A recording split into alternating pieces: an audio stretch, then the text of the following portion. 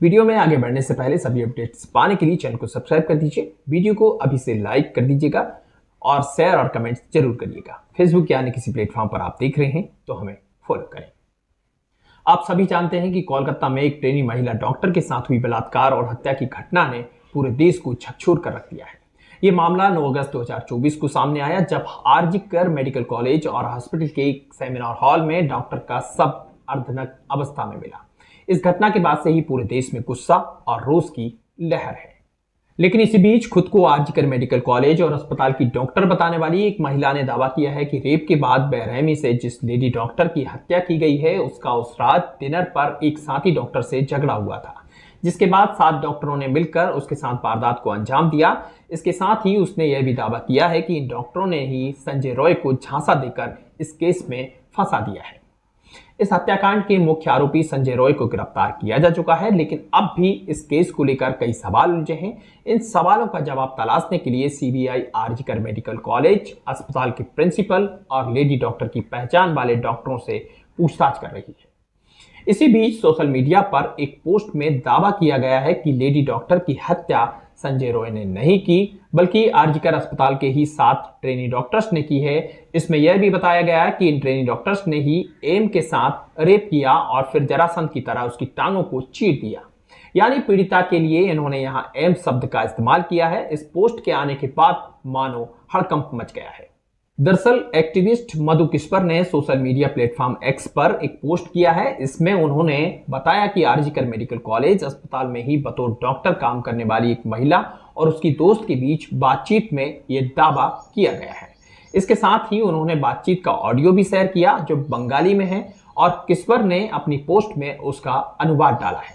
मधु किस्पर ने बातचीत का पूरा ब्यौरा देते हुए लिखा, वह लड़की बहुत अच्छी स्टूडेंट थी। उसे धमकी दी जा रही थी कि फैकल्टी से उसे अपनी थीसिस पूरी नहीं करने देगी। उसने इसका विरोध किया और उन्हें आरजीकर मेडिकल कॉलेज की काली करतूतों को उजागर करने की चेतावनी दी थी। इसके साथ ही वे बताती हैं कि एम इस दबाव के बावजूद बिल्कुल अडिग थी। उस रात 9 अगस्त 2024 को पूरे ग्रुप ने उसके खिलाफ साजिश रची। रेप और मर्डर से पहले पूरा प्लान किया गया। उन्होंने बताया कि पहले कई पीजीटी और सीनियर डॉक्टर सेमिनार रूम में आराम करते थे, लेकिन उस रात उसे सेमिनार रूम में अकेले सोने के लिए कहा गया था। कुछ स्टूडेंट ने अफवाह फैला दी कि कमरा निर्माणाधीन है और वहां किसी को नहीं जाना चाहिए। उस डॉक्टर ने दावा किया कि घटना से पहले 4 साथी स्टूडेंट ने उसके साथ सेमिनार रूम में डिनर किया था।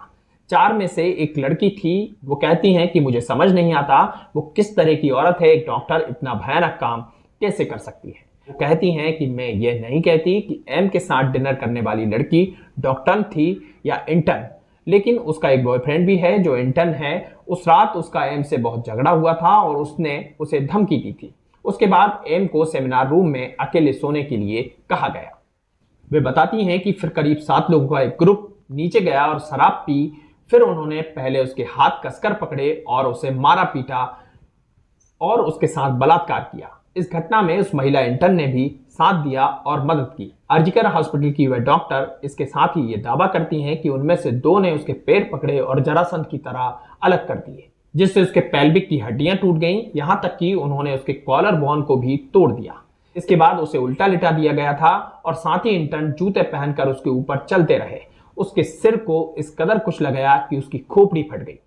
वहीं संजय रॉय के बारे में वे बताती हैं कि उसकी हत्या करने के बाद जब सीढ़ियों से नीचे उतरे तो उन्होंने देखा कि संजय वहां बैठा है और ग्रुप डी के दूसरे कर्मचारियों के साथ शराब पी रहा है।